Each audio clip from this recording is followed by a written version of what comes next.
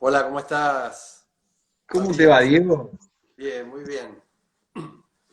A ver, voy a conectar bien esto porque ahí va. Perfecto. A ver, habla. Hola, hola, un, dos, tres, probando. No, Hola, me hola. engancho. Mira, voy a hacer así, te escucho directo ahí, listo. Dale, dale, buenazo, buenazo. Bueno, Bueno, es un honor tenerte acá, la verdad. Estás acá en realidad gracias a Gusti. ¿Lo conoces a Gusti? pero Gusti es como un hermano, además un profesional admirado por mí desde hace muchísimos años. Nos conocimos de muy jóvenes, ya admiraba yo su trabajo. Él hizo un libro que para mí fue un referente en la literatura infantil y juvenil, digamos en el modelo libro-álbum, que se llamó El Pirata Valiente. Y él rompió, creo, digamos que se adelantó unos 15 años a lo que todos estábamos haciendo a partir de una experiencia que él hizo, es decir, una no, hizo muchas experiencias con niños y eso le abrió de algún modo la puerta para experimentar en un lenguaje que se vinculaba justamente con esa experiencia. Así que te imaginas, para mí cuando él te dijo que bueno, que yo podía ser parte de este proyecto que estás llevando adelante, para mí también es un honor que él haya mencionado mi nombre y bueno, y que vos estés invitándome esta tarde como para compartir acá con la gente. Bueno, Diego, muchas gracias. Voy a presentarte un poco, para los que no te conocen. Diego Dale. tiene una trayectoria larga, como ilustrador, como autor, como editor, artista visual. Bueno, es difícil a veces presentarlos a ustedes porque tienen como dice Tute, una avenida ancha del arte donde van ramificándose y van experimentando y bueno, no me gusta mucho etiquetar, pero bueno, hiciste y seguís haciendo un montón de cosas. Sos como muy, por lo que te conozco y por lo que seguí investigando, muy lúdico, experimentador, explorador, además dominás todas las artes, digamos, de la gráfica, como que, nada, tenés un panorama muy, muy amplio. Vos lo sentís internamente, ¿no? Como que tenés así como mirás para todos lados, ¿no? Bueno, en realidad lo que yo, digamos, ¿qué te puedo decir? En respuesta o como comentario a lo que mencionas, nuestro trabajo siempre parte de una búsqueda. En tanto y en cuanto esa búsqueda se continúe, se van a seguir abriendo un montón de caminos. Cuando uno encontró algo, se aburre. Este, Uno cuando se va de vacaciones capaz que va muchas veces a un mismo lugar, pero capaz que luego en esa búsqueda de espacios nuevos para el descanso encuentra otro y bueno, y uno se traslada. De algún modo también lo podría ejemplificar como que hay un gran tronco, ¿no? Que es la formación que uno tiene, eh, que es la experiencia que uno hace en el oficio, y que luego ese tronco se deriva en cantidades de ramas, y esas ramas en yemas, y cuando cambian las estaciones empiezan a salir las hojas, luego flora ese árbol, y luego sale el fruto y ese fruto cae maduro. Ahí se establece un proceso, ¿no? En analogía con la naturaleza, creo que, y en referencia a esto que vos decís de los diversos caminos que uno puede tomar dentro de esta profesión, ocurren ese tipo de experiencias, digamos, ¿no? Sí, sí, igual es como que vos tenés como una diferencia, un espíritu muy inquieto, por lo que veo. No sos un pino que crece por arriba, sino que sos como más otro tipo de árbol, ¿no? Que se abre para todos lados. Esa es la analogía también. bueno, Eh, pongámosle que sí. Pongámosle. Y mira, siempre empiezo con la pregunta también de la infancia, de volver a la infancia y esos flashes que tenés, viste, que tenés de flashes de chico dibujando, o sé que tu papá tuvo una imprenta, que nos podés compartir un poco esos flashes lindos de la infancia? Sí, claro, con gusto. Bueno, lo mencionaste a mi padre fue una figura muy referencial, muy importante para mí en lo que es el camino de la gráfica, el camino de la tinta, de las máquinas de impresión, del papel. De chico yo circulaba por sus talleres y bueno, siempre dibujaba en su taller, pero también creo que hay, cuando uno es niño sobre todo, hay como una especie de adquisición de conocimiento por ósmosis, ¿no? O por propiedad transitiva, o porque los poros de la infancia están muy abiertos y los niños son un radar. Y yo creo que me marcaron esas visitas al taller de mi padre. Normalmente yo iba a la escuela y mi padre me recogía y después iba y pasaba horas en su taller. Y eso me hizo aprender muchas cosas. Y yo aprecio esa herencia, esas herramientas que me dio el trabajo de mi padre y haber estado cerca de él en varios momentos compartiendo algunas experiencias de tipo experimental dentro de su taller. Por supuesto que ya estoy hablando de mucho más adelante, de lo que es la infancia, pero volviendo a la infancia y como nota de color, yo recuerdo estar sentado en las resmas de papel, en un banco, las mesas altas para armar las ramas de tipografía. Mi padre me sentaba ahí, me ponía unos almohadones y yo ahí merendaba y miraba los dibujos animados, ¿no? Los dibujitos animados de ayer, de hoy y de siempre. O algo así decía el eslogan, ¿no? Fantasías animadas de ayer y hoy, algo, bueno, algo por el estilo. Entonces, bueno, ahí ya te estoy uniendo de algún modo, dentro de la infancia, dos influencias importantes que Ujú. creo que fueron, eh, fueron un espacio importante y propicio para que a partir de esa observación, a partir de esa relación, yo pudiera interesarme cada vez más en lo que tenía que ver en referencia al dibujo o a la ilustración. Así que recuerdo de muy pequeño estar dibujando todo el tiempo, copiando los personajes, Ujú. copiaba, qué sé yo, por ejemplo, el Max 5 de Meteoro, con un compañero, me acuerdo que estábamos en sexto grado, bueno, y los personajes, Chipita, el padre, el Chito, el mono, etcétera,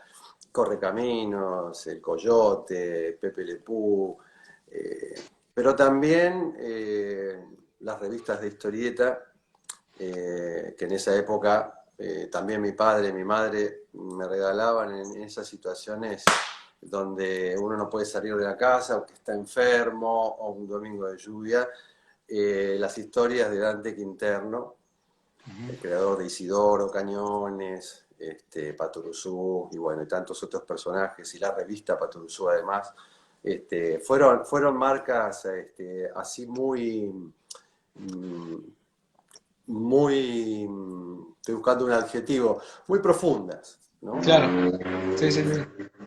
Y después, ¿cuándo te diste cuenta que querías dedicarte a eso? Que dijiste, ah, me encanta esto, le quiero dar con todo. Mira, me haces la pregunta y cuando me acuerdo del momento, me viene a la mente, hay una plazoleta que está en la esquina de la Facultad de Bellas Artes en La Plata, la Facultad de Arte llamada hoy día, algo que me parece muy interesante que hayan hecho, sacar ese apelativo ahí, Bellas Artes, bueno, la Facultad de Artes. Eh, yo recuerdo que terminaba la facultad y estaba en esa plazoleta y pensé, y ahora que me recibí de diseñador, ¿qué voy a hacer? Y la respuesta fue, yo quiero ser ilustrador. O sea, recibí, digamos, después de haber transitado toda esa experiencia universitaria, me di cuenta que quería ser ilustrador. Pero por supuesto, el diseño gráfico, la comunicación visual, está muy emparentada, muy aliada a la ilustración. Y en mi caso, haber hecho ese recorrido, imprenta familiar, facultad de diseño y comunicación, fueron dos tópicos bien fuertes, bien potentes, dos mojones importantes que me permitieron a mí después armarme como para enfrentar el mundo de la ilustración, que no está exento de lidiar con tecnologías, ¿no? Como Ujú. hoy también todos los procesos de comunicación lidian con la tecnología. Entonces, me sirvió mucho esa facultad para entender cómo entregar un original, por ejemplo, ¿no? Que Ujú. hoy día,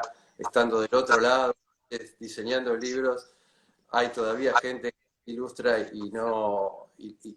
y hay una data técnica que uno tiene que tener y si no la tiene que buscarla, hay que hacerse conocedor y curioso de esas cosas. Bueno, afortunadamente ya venía con esa experiencia, ¿no? Claro, claro. Y ya que tocaste esto del detrás del oficio y todo eso, que está buenísimo, porque muchas veces nosotros, entre nosotros, los colegas, hablamos de la ilustración y todo esto, pero lo conocemos, pero después la persona que va a la librería, compra, por los ojos, por lo que recomendaron, por lo que sea, se lleva el libro, no sabe qué hay atrás del laburo, que hay un montón de seres ahí laburando, poniéndole el cuerpo, el corazón, la mente, te pido que nos comente un poco qué hay detrás del trabajo del ilustrador, qué hay, resumido, ¿no? Porque vamos a estar como una hora, ¿no? Pero, No, bueno, trataremos de hacer algo breve. Mirá, detrás del trabajo del ilustrador hay lo que yo llamo muchas horas culo. Uno tiene que estar muchas horas sentado en silla de trabajo. Mira, yo recuerdo en mis comienzos, cuando me mudé a Buenos Aires, luego de haberme recibido y habiendo empezado a conseguir trabajos como ilustrador en Buenos Aires, eh, recuerdo que me levantaba muy temprano, afortunadamente tenía mucho trabajo, y me levantaba a las 6 de la mañana y dibujaba hasta las 8 de la noche. Muchísimas horas de trabajo, muchas horas de empeño, muchas horas de interés y de goce y de disfrute de lo que estaba haciendo. Y además descubrí un universo que se me presentaba por delante. Nueva ciudad, nuevas, nuevos colegas de trabajo, nuevas amistades, nuevos lugares. Y bueno, y todo un abanico de posibilidades de hacer que el trabajo de uno pueda estar en el lugar donde uno desea justamente, o ese lugar que a uno le sugiere ganas de poder publicar lo que uno hace en su mesa, ¿no? uh-huh. ¿Y qué hay detrás del proceso de un ilustrador? Cuando te llega un texto, cuando ya tenés escrito vos tu texto, ¿qué hay ahí? ¿Qué viene? Bueno, mira, a mí me demora mucho empezar a dibujar, porque me interesa primero informarme de lo que voy a tener que hablar.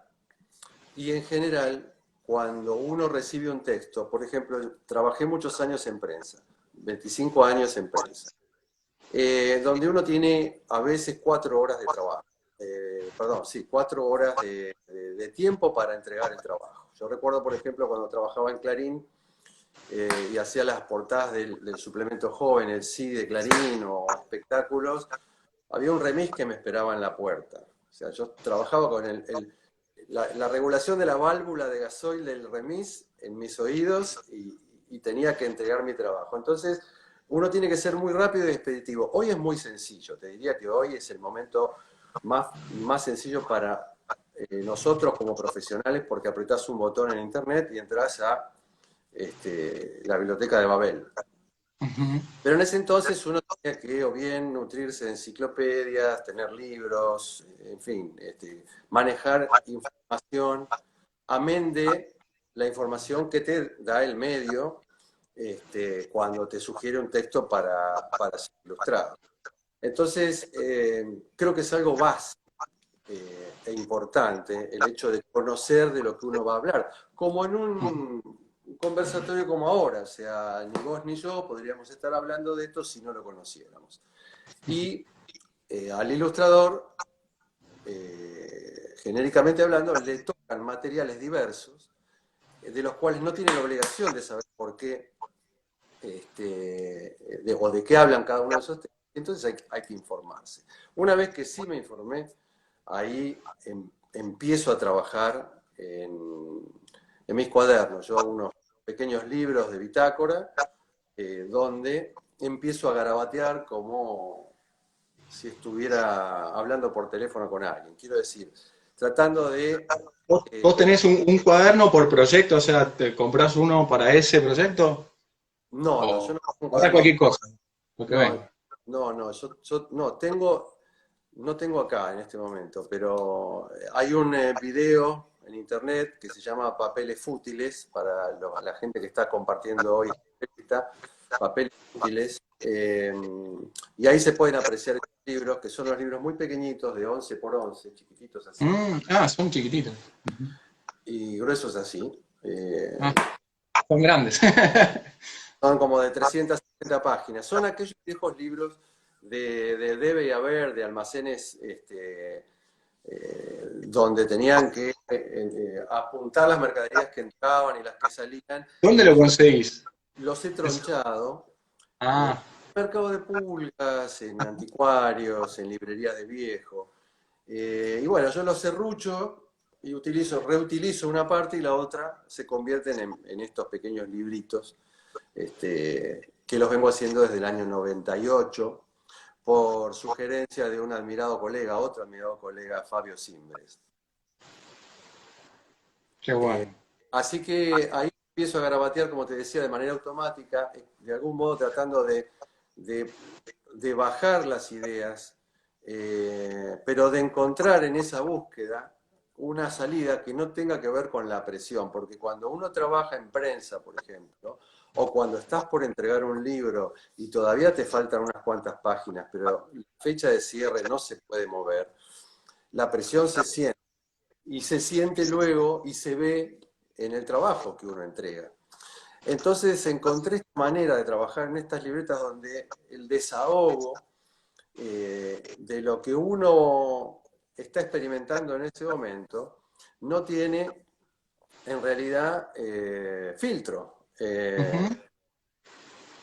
Y eso es importantísimo porque en ese no filtro o en esa búsqueda de lo que está en el inconsciente es que aparecen las ideas, es que aparecen las relaciones entre las imágenes que uno va construyendo o bocetando, y se van generando como un diálogo entre esos materiales en esa doble página pequeñita, ¿no? O si capaz que a veces tengo que hacer muchas más, Ujú.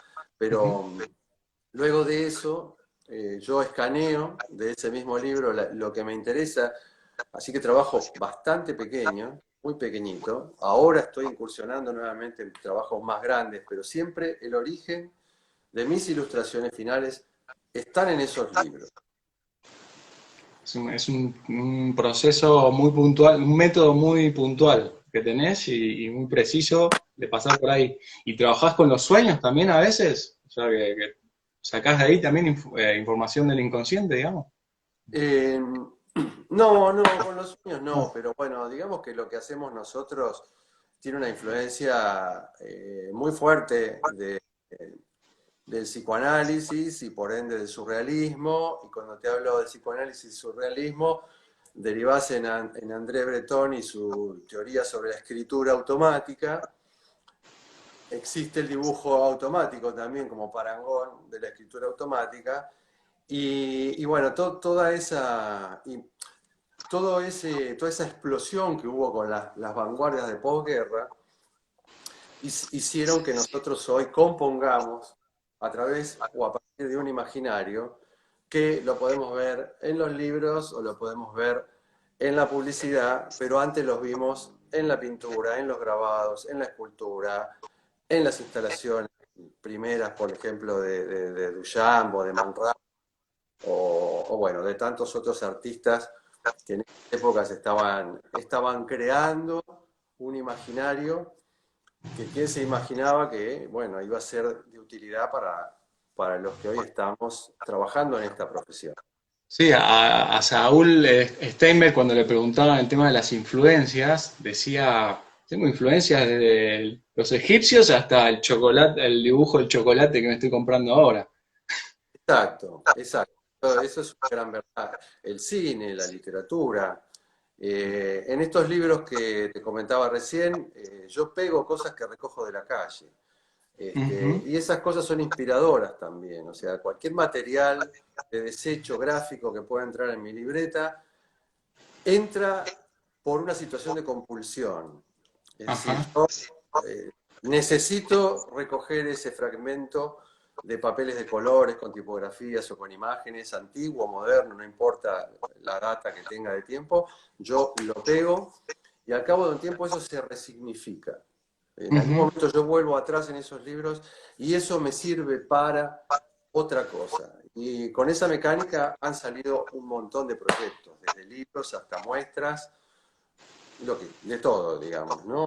Cantidad de materiales, ilustraciones para la prensa, eh, en fin, es una manera de encontrar algo que no está, digamos, a ver cómo puedo explicar. El inconsciente no es algo que nosotros seamos conscientes que está a la vista, ¿se Ujú. entiende?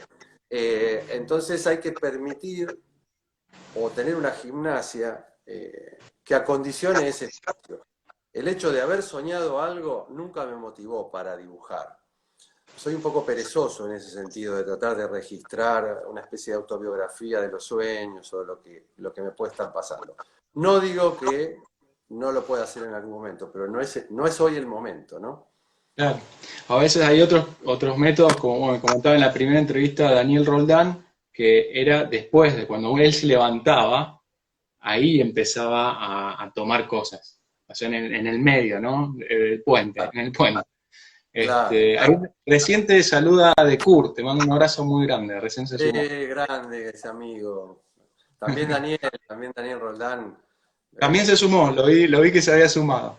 admirado colega, está haciendo un trabajo La verdad fantástico. que sí, son admirados y yo tendría que pagarlo a ustedes, porque me están dando una masterclass No, tremenda. Yo me quedo. estás equivocado en ese sentido. Yo creo que estás abriendo un camino interesante que no estaba abierto dentro de nuestra profesión, porque vos estás haciendo una puesta en valor de lo que nosotros hacemos. La gente no nos conoce personalmente en general, y vos estás dando esa oportunidad también a los colegas más jóvenes de poder entender o acceder al detrás de escena de lo que, bueno, uno que ya tiene unos años de profesión puede mostrar, ¿no?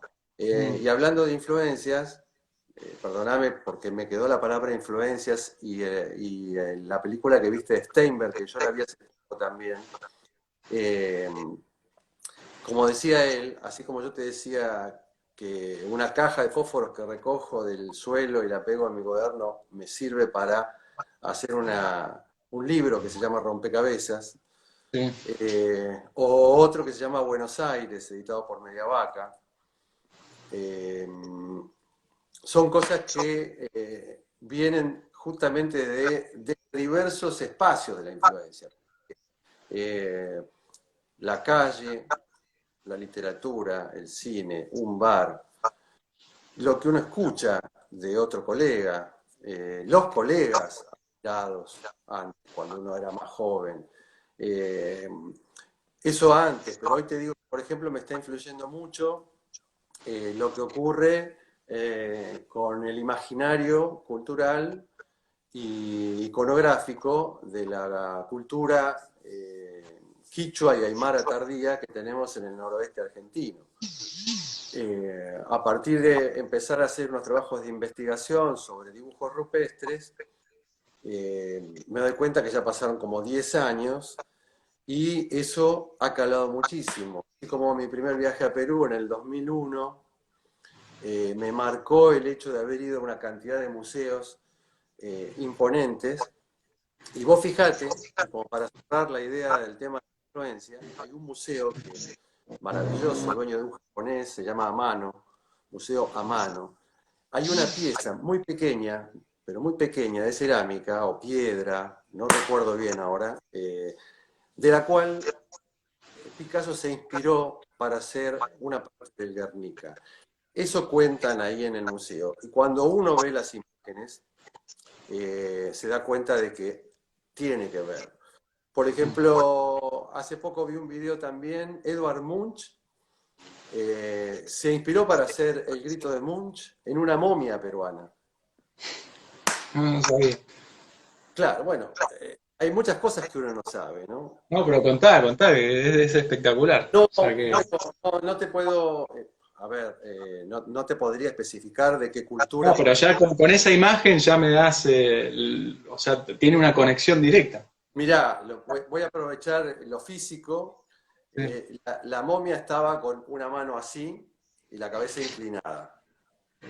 O sea, y además era eso, agujeros, los ojos eran agujeros, la boca eran agujeros, eh, sí, también en forma de ola, O, ¿no? Como hace el grito de Munch. sí. Es increíble lo que nos puede influenciar, siempre y cuando uno esté permeable, como cuando te hablaba hace un rato, que vos me preguntabas de la infancia, que es uno de los momentos de mayor permeabilidad que tiene el ser humano Ujú, para aprender, para entender lo que está ocurriendo por fuera de uno, ¿no? ujú. Wow, qué bueno. Estaría horas hablando con vos. Lamentablemente Instagram te corta a la hora, así que Ya estamos, vamos a tener que dar otra charla. No, bueno, igual tenemos tiempo todavía. Te dale. quería preguntar ahora sobre vos que manejabas, o sea, varias áreas en esto, en el oficio. ¿Qué hay detrás de una editora? O sea, que o del oficio del editor más que todo. ¿Qué hay detrás de eso que es incluso menos conocido que un ilustrador? Porque un ilustrador, bueno, hace dibujitos. O bueno, el editor no No sabe. sé. O sea, generalmente, ¿qué, qué, qué hay detrás de un editor?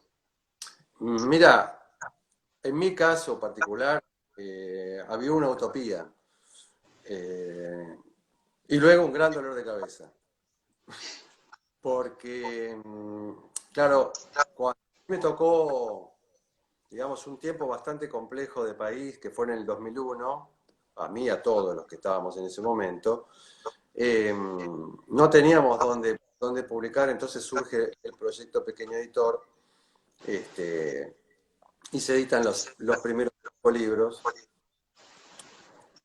de la manera más inconsciente que te puedas imaginar. Porque una cosa es hacer un libro y otra cosa es vender libros hechos por uno, por los colegas, que admira, que aprecia, que conoce. Entonces, detrás, en ese momento, había toda una historia de país, con un montón de contingencias que propulsaron, ahora está muy de moda decir que como es que dice la gente, que la crisis es una oportunidad. Escucho en la radio, en la televisión, veo en los diarios, ¿no? La crisis es una oportunidad. Eso es un concepto chino, el concepto de crisis igual oportunidad. Me encanta porque los argentinos estamos más positivos después de mucho tiempo. Vos fíjate qué curioso, el ideograma de ese concepto Ujú. es un elefante haciendo equilibrio en una cornisa.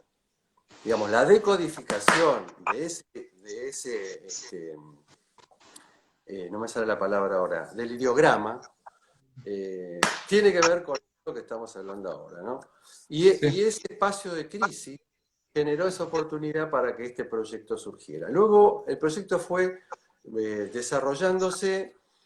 Yo terminé, te digo, bueno, sí, cuando era joven trabajaba, cuando empezó ese proyecto yo me levantaba a las 5 y terminaba a las 10 de la noche y las cosas seguían siempre y nunca paraban, ¿no? La venta que llamaba, siempre había algún problema. O sea, hay muchas cosas para hacer, hay muchos roles para cubrir y cuando arrancó la editorial éramos Ruth Kaufman, escritora, editora literaria y mi pareja.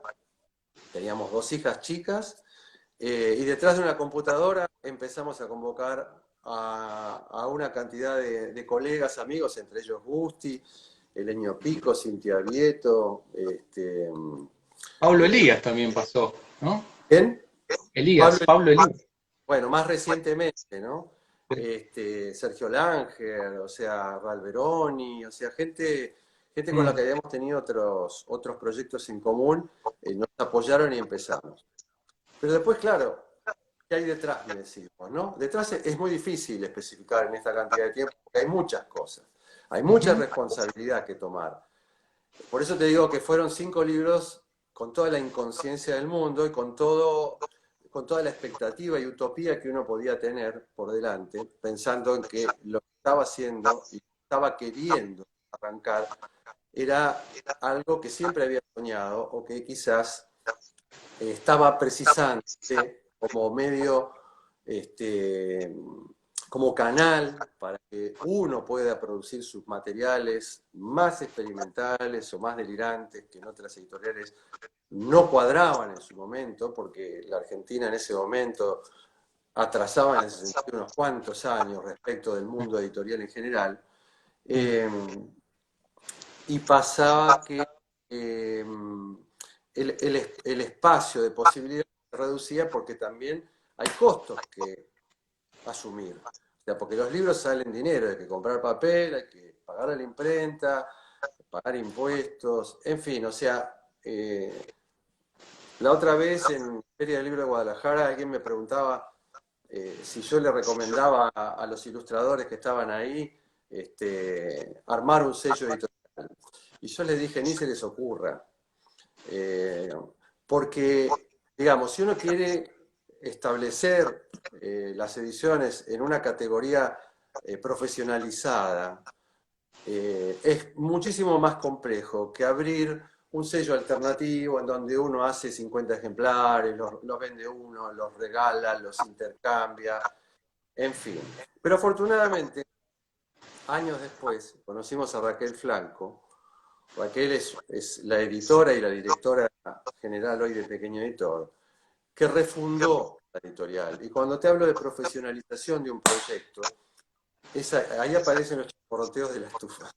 Te iba a preguntar, ¿sabes? Tenía la imagen de una leña que se... Sí, sí, sí. Sí. Bueno, gracias a Raquel, Pequeño Editor sobrevive hoy día. Porque un editor pequeño rema en dulce de leche repostero todo el tiempo en América Latina. Ocurre acá y ocurre en el resto de los países. Pero Raquel, bueno, tiene mucha garra, mucha experiencia ya, mucha experticia de otros proyectos que ella ya venía desarrollando en editoriales grandes, y se sumó a este proyecto y lo hizo crecer hasta el día de hoy, que ya lleva 17 años. Así que bueno, ¿qué hay detrás? Como verás, te he contado apenas unos minutos de algunas cosas genéricas que caben destacar, pero cantidad, ¿no? Para decir. Sí, sí, sí. Hay un montón. Justo tenía acá anotado preguntarte algo sobre las crisis. Y que, o sea, crisis, obviamente viviendo acá en Argentina pasamos muchas, pero crisis, digamos, de querer, no, bajar los brazos y también la hemos tenido. Pero ¿qué te levanta? ¿Qué a vos? ¿Qué te levanta? Decir, no, o sea, este, por ejemplo, alguien que llega y que, bueno, te levantó en ese momento, o decir, bueno, no, dejo pasar esta crisis, que pase y le doy para adelante, nunca perder, digamos, el eje, digamos, ¿no? Claro.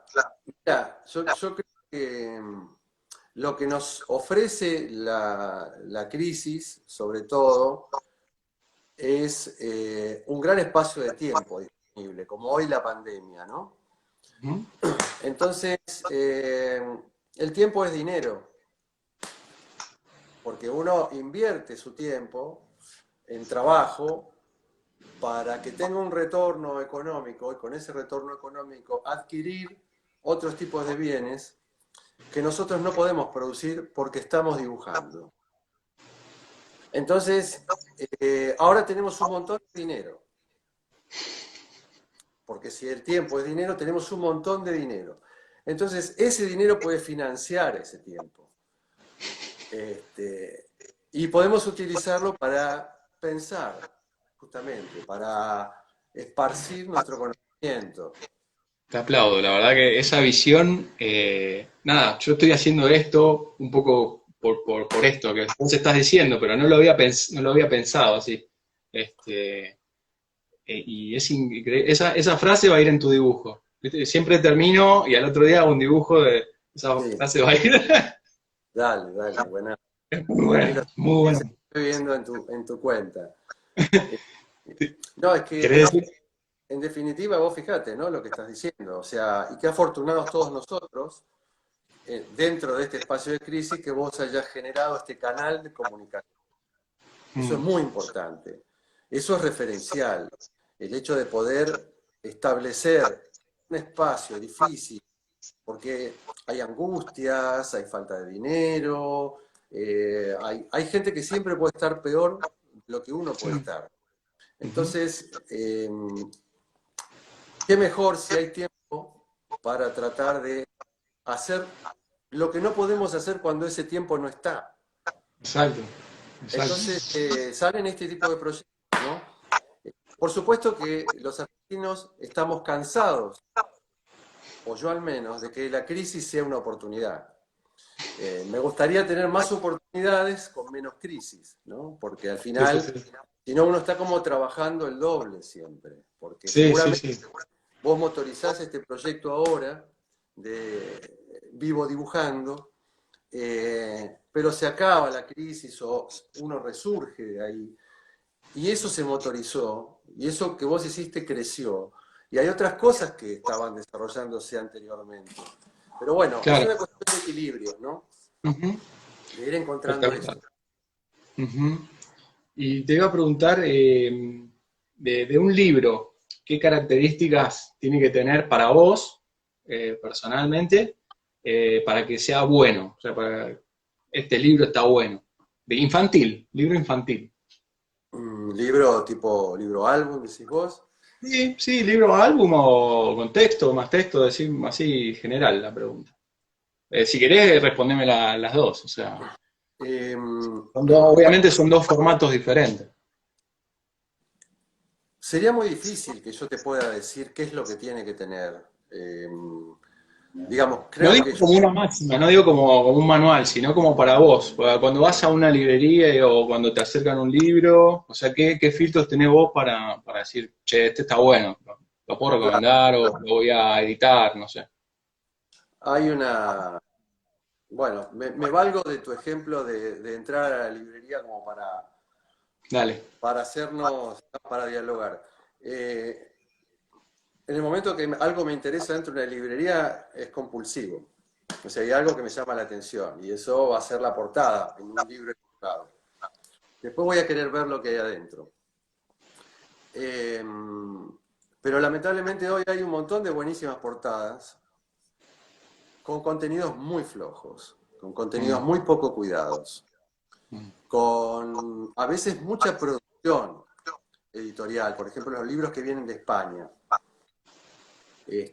Hay cantidad de libros bellísimos, pero cuando uno profundiza un poco en lo que se está haciendo, los textos son malísimos. Entonces lo que mm, están vendiendo es como el paquete de la imagen bella, mm. del libro lindo, bonito, con tapas duras, con solapas, en fin, con un montón, con agujeros, calados. O sea, hay cosas muy buenas, por ejemplo, me resulta más fácil hablar de gente como Bruno Munari. No voy a explicar quién es Bruno Munari, más que decir que es un psicopedagogo, diseñador industrial, escritor, ilustrador de libros para niños, docente, bla, bla, bla, bla. Googleenlo y van a ver mucho más de lo que es Bruno Munari. Entonces, cuando uno se encuentra con un libro de Bruno Munari, no tiene fisuras. Otro ejemplo, Éric Toulet, el francés contemporáneo nuestro. Un grosso. El tipo hace un libro, le cala unos agujeros, o sea, el ancho del libro de hojas tipo cartoné, hace varios agujeros y le propone al niño en cada página que meta el dedo y le haga ojitos y boquitas, y esos son los personajes del libro. Por supuesto que Sí. hay un texto, un concepto, una idea, que sumado este, a este juego de lenguajes, hace que vos digas, o sea, esto es perfecto, esto es lo que Ujú. a uno le gustaría hacer, o esto es lo que uno quiere tener en su biblioteca. Otro Ujú. ejemplo, hay un libro que seguramente pueden ver en internet, como todo hoy se puede ver, que se llama Migrar. Es un libro mexicano de la editorial Chipolote, donde los editores lo que hicieron fue juntar a viejos artesanos que trabajaban dibujando en un papel que se llama amate, que está hecho con la corteza de un árbol. Es Sí, decir, no es un papel que está hecho con una corteza, me expresé mal, es la propia corteza del árbol. sí. Trabajada, ¿no? Marcada. Bueno, luego en blanco y negro con tinta, ellos dibujan la historia de su vida. Y son artesanos y van y lo venden después por, no sé, 500 pesos. Mm. Y tienen ahí un montón que van haciendo. Los editores agarraron a uno de esos artesanos, agarraron a un escritor que además es editor de una editorial independiente mexicana, eh, que se llama Idea Zapato, y, y lo que hicieron fue una sinergia, los editores armaron una sinergia entre estos dos artistas y compusieron esta historia que se llama Migrar, que narra la historia de un habitante del pueblo de ese dibujante que tiene que emigrar a Estados Unidos. Ahora, el editor lo que quiso hacer, además, en la edición, que es tipo acordeón, fue recuperar Mm. la verticalidad que tiene el dibujo. Mm. Eso se despliega y eso se hace largo, largo, largo. Entonces, ¿qué es lo que tiene que tener? No sé. Pero hay algo que las cosas tienen que a veces a uno lo atraen, ¿no? ¿Y Mm. cómo? Sí, sí, sí, por eso te preguntaba personalmente para vos. O sea, hay gustos para todo. Vos además tenés todo un conocimiento extra large, largo, así como ese libro que decís, y me interesaba escucharte, realmente. Recién preguntaban acá, se fue el nombre porque se va para arriba el chat, pero preguntaban si hay alguna estructura o proceso para presentar textos o proyectos en la editorial. ¿Cómo hacen para...? Bueno, en general, a ver, hay varias maneras o formas de cómo llega un proyecto a una editorial. Eh, en Pequeño Editor, lo que nos gusta es hacer los libros, Ujú. con lo cual la mayoría de las veces lo que hacemos nosotros es convocar a alguien que ilustre y convocar a alguien que escriba. A Mm. veces somos nosotros, un proyecto que hacemos Raquel, Ruth y yo, como el libro Abecedario o el libro Con la cabeza en las nubes, y otras veces son Mariana Chiesa ilustrando y Sunillay Moreno escribiendo. Una persona que tiene sus orígenes en la cultura quichua y hoy es bibliotecaria. Entonces nos interesan también las historias de vida de la gente, porque de esas historias de vida de la gente muchas veces surgen estas propuestas editoriales. Entonces, puede ser muy variable, ¿no? En general, la gente, los ilustradores, mandamos un portafolio a un editor. Eh, pero hay otros ilustradores u otros escritores que hoy ya se están juntando para hacer juntos un proyecto y lo presentan en conjunto a la editorial. En Pequeño Editor no fue la mayor cantidad de veces que eso ocurrió, pero ocurrió. Y se da normalmente, o sea, proyectos llegan y se reciben cientos. Lo que pasa que es imposible verlos a todos y hacerles a todos una devolución. Claro. Pero cuando llega algo que realmente merece la pena dedicarle ese presupuesto que se lleva a cada uno de los libros al año, bueno, eso ahí está. Por ejemplo, el libro Las tortugas de Borges. Ese es un libro que llegó de la mano de Matías Salinovi y nos dejó estupefactos. O sea, la historia que Borges contó y que nunca escribió. O sea, él volvió al origen de la literatura, o sea, perdón, él volvió al origen de las historias, que es la oralidad. Luego sigue la literatura, ¿no? ¿Ese Entonces, libro ya está, perdón, ese libro ya está publicado? sí, vos sabés que ahora no sé si no me confundí el nombre. La historia es una narración sobre unas tortugas que él encuentra. Pero sí, claro, está editado hace 2 o 3 años. Ajá. Y bueno, mira, nos queda poquitito, menos de 10 minutos, y Dale. te quería preguntar dos cosas. Una, si estás en algún proyecto ahora, que tenés mucho tiempo y dinero. ¿Estás en algo? Sí, mira, ahora estoy preparando una muestra que se va a hacer en la Galería Mar Dulce, ahí en la calle Uriarte y Gorriti, en el barrio de Palermo, en Buenos Aires. Es una, es una galería preciosa, los que están escuchando y están en Argentina o en Buenos Aires, no dejen de ir a verla porque está enfocada a la gráfica y a la ilustración. Así que estoy trabajando en una muestra para esa galería, que va a depender la fecha de inauguración, de cuándo Claro. se levanta la pandemia, pero estimo que será en septiembre. Y es una investigación sobre el carnaval del noroeste argentino. Ajá. Esto que te comenté hace un rato, Sí, que vengo sí, trabajando y desarrollando y que cada vez me influye más, tanto a nivel iconográfico como conceptual. Bueno, es un trabajo que hoy estoy a full desarrollando. Y transversalizando además las posibilidades eh, que te da el dibujo y que te proponen los soportes. Entonces, por primera vez estoy haciendo, además de ilustraciones o pequeñas pinturas, también estoy haciendo diseños que los derivo a una costurera o a otra artesana que trabaja, que vive en las salinas de Jujuy y trabaja en una piedra de laja propia del lugar. En fin, tratando de encontrar la vuelta a este paso del tiempo, que es necesario, pero que también, si uno se dedica a esto, se podría decir que uno vive en formato pandemia, ¿no? Porque sí, estamos así, nos gusta estar haciendo ese tipo de sí, cosas, llevan sí, tiempo, sí, ¿no? sí, Mucho, sí, Julio. sí. Yo no salgo más, yo me voy a quedar acá para siempre. No, te, que- te quería decir, bueno, la última, pues, no, viste, una hora te pasan 5 minutos en estas charlas. Dale, dale, dale. Están escribiendo un montón, pido disculpas por no leer todas las preguntas, saludos, te están saludando un montón, te admiran, te saludan, el gran visitador del noroeste argentino, te dicen. Un corazón latiendo.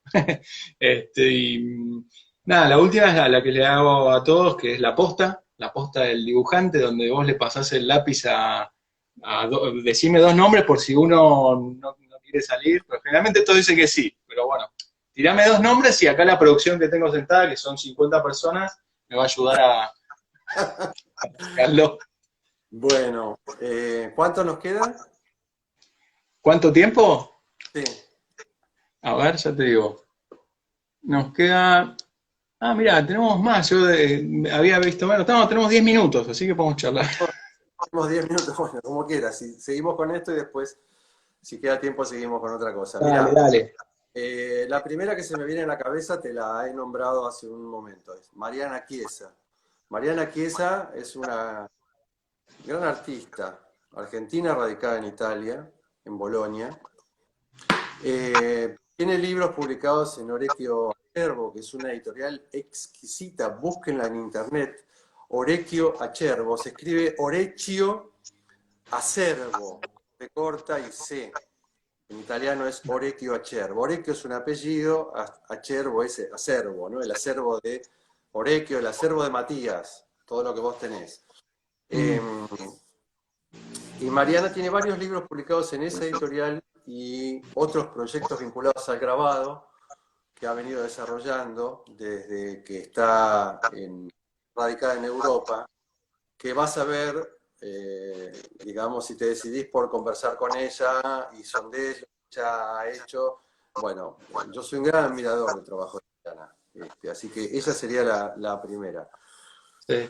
Y otra persona que para mí es un fenómeno, es un genio, y que fuimos socios hace muchos años, en otro viejo emprendimiento editorial que se llamó Lápiz Japonés, Sí, es Sergio conocí. Yo Lange. estaba estudiando diseño gráfico cuando la tuve en las manos. Mira qué bueno, mira qué bueno. Sí.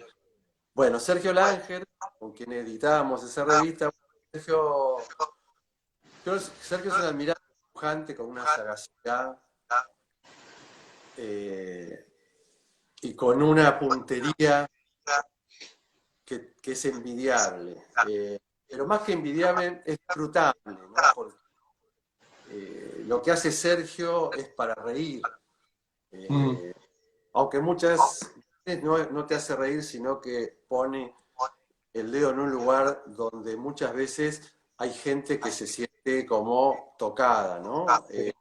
Y Sergio es un tipo con coraje, con mucha valentía para hacer lo que hace. Se requiere de mucha valentía para tocar temas como Sergio Langer. Sí. Sí, sí, sí, ya lo han nombrado. No le mandé un mensaje ¿cómo se llama? Al Instagram, pero no lo vio todavía porque otro ilustrador lo nombró. Creo que o Roldán o Gusti también. Algunos de los dos lo nombraron y sí, sí. Creo que se ha metido en cierto, justamente porque mucha gente se siente tocada, con su sagacidad y visión y bueno, esto de tocar la llaga. Sí, sí. Y bueno, y hay que, a veces hay alguien que la tiene que tocar. Tal cual. Te agradezco mucho, la verdad que te siguen saludando, me quedaría hablando un montón. No quiero que me venga la cuenta regresiva y tener que saludarte a las corridas, ¿viste? Cuando uno se saluda en la calle, chao. Sino de decirte muchas gracias. Realmente te siento, como le digo a muchos, te siento muy cercano. Te admiro más que antes y gracias por tu tiempo, por tu laburo, por tu obra. Realmente es excepcional y bueno, hasta la próxima. Y sos bienvenido a Mendoza, yo te estoy saludando de Mendoza cuando se termine todo esto. Me encanta Mendoza. ¿Te gusta el vino? Estuve varias veces dando taller, en la Feria del Libro y en una librería, ¿En en el Cosette? Centro Cultural Le Parc. Sí. O sea, amo Mendoza, Potrerillos, una ciudad, bueno, el vino, Hermoso. El vino. fantástica, el sol que tiene. Y Sí. Matías, bueno, en realidad yo te agradezco